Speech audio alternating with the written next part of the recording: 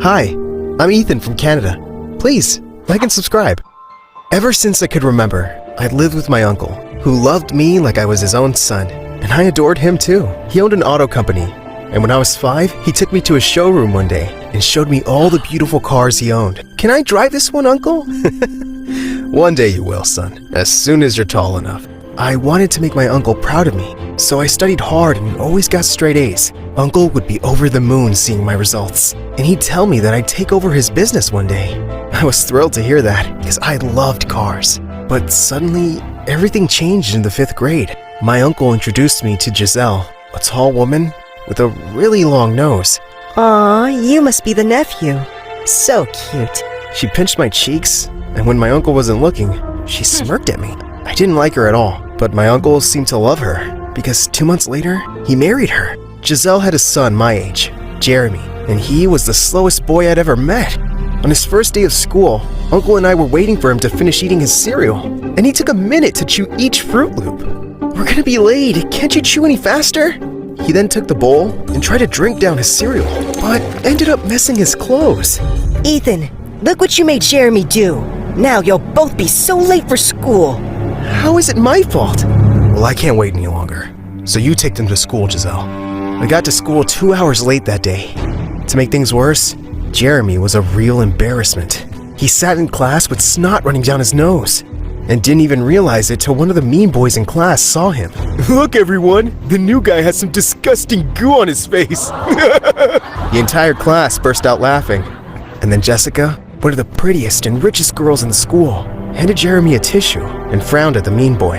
Why do you always have to be so rude? Leave the poor guy alone. Later that day, I caught up with Jessica and thanked her for standing up for Jeremy. I just don't understand mean people. It's so much easier to be kind.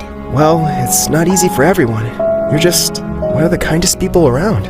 Aw, thank you, Ethan. She kissed my cheek and ran off. I liked her ever since we were little kids. So that kiss gave me butterflies in my tummy. As time went by, I found myself taking care of Jeremy like I was his babysitter, because Giselle kept asking me to help him. Like when we were in the 8th grade, Jeremy was failing his subjects miserably, and every day after school I had to tutor him, which wasn't easy. So when you're breaking down a sum, this is how you do it. Instead of listening to me, he'd be playing on his phone. Yeah. Can we please focus on homework right now? Oh yeah, what were you saying? He was a frustrating student, but I kept trying because I kind of felt sorry for him. Without some help, his future was doomed. But even though I made so much effort with Jeremy, Giselle never appreciated it and was always unpleasant with me. Like once at dinner, when I wanted a second helping of food, she looked at me like a witch. So greedy. You should feel lucky that you're even eating with us at the same table. What's that supposed to mean?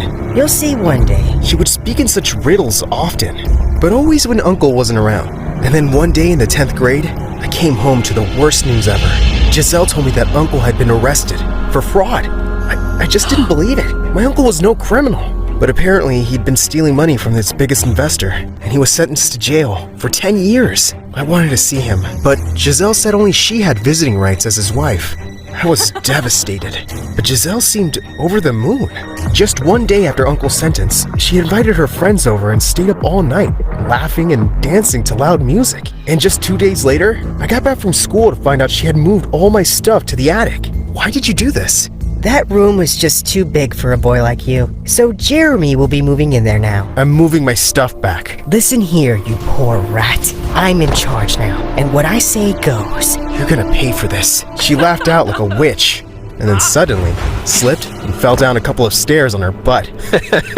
I told you, you'll pay for this. I made myself comfortable in the attic, but as days passed, things got worse for me. I was no longer allowed to eat at the dinner table or watch TV in the lounge. Giselle fired our butler, saying it was too expensive to pay him. So she gave me and Jeremy chores, but I seemed to be the one doing all of them. Jeremy was still a weird guy, but he wasn't evil like his mom. One day, he brought me some dessert to the attic. I'm really sorry about the way my mom treats you.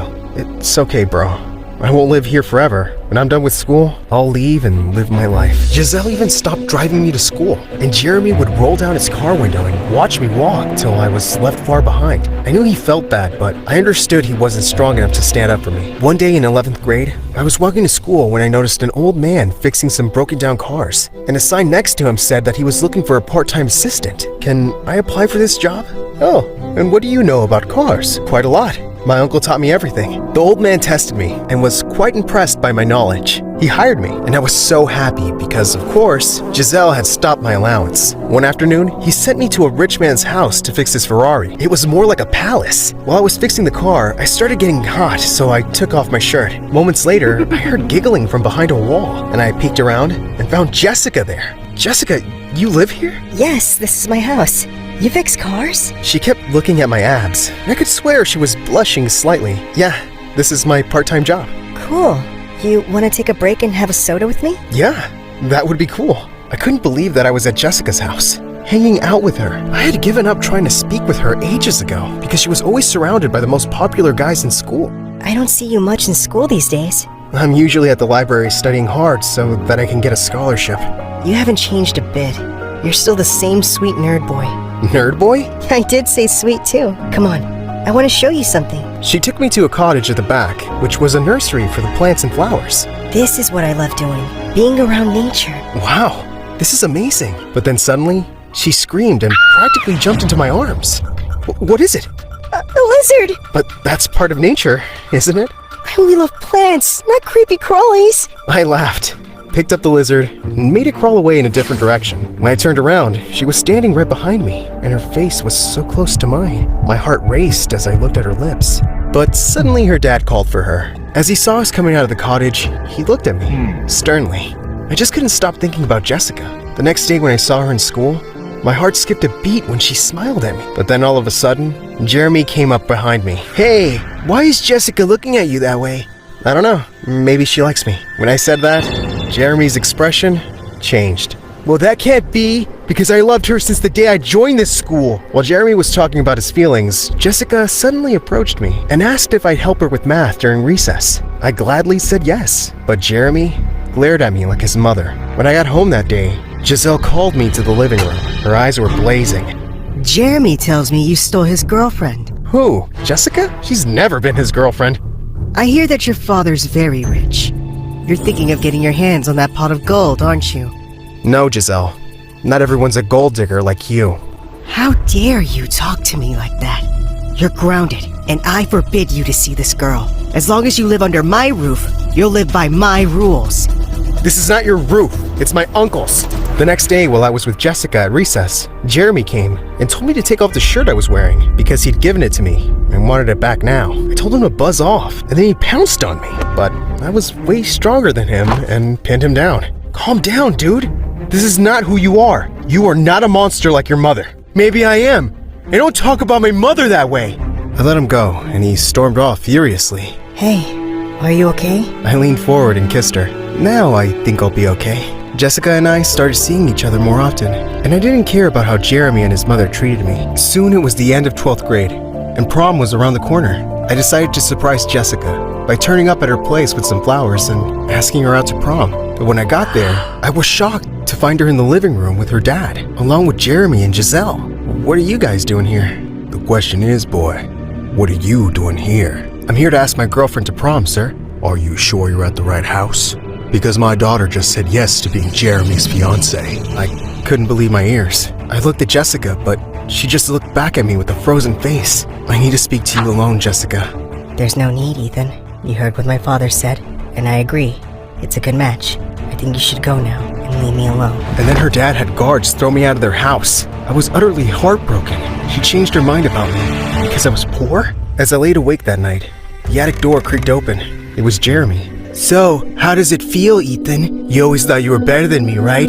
But look at me now. I'm the master of this house, and I own the heart of the girl you love. Before I could stop myself, I'd flown at Jeremy and punched his face. I obviously couldn't stay there anymore.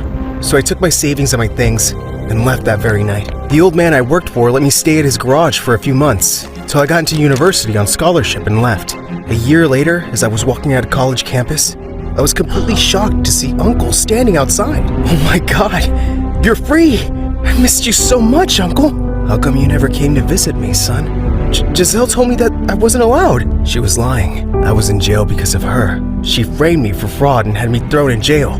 But my lawyers had found proof of her guilt, and soon, she will be behind bars. And so she was. It was the happiest day of my life when she got arrested, and Jeremy was sent off to live with relatives in another city. My uncle and I moved back to our house, and I continued with my engineering degree. And then one day, as I was fixing a car in Uncle's garage, I turned around to see Jessica walk in. Oh, it's you. Can I help you with anything? Ethan, I'm so sorry. Oh, you're sorry now, because I'm rich. No, it's not like that. Giselle threatened to do something bad to you if I didn't break up with you. I never meant to be with Jeremy, but I had to do something to drive you away from here. What? Why didn't you just tell me this? I was scared. For you. She started crying, and I wrapped my arms around her and told her it was all over. So do you think you can give me another chance? Of course. I've loved you since forever, Jessica. You're the best person I know.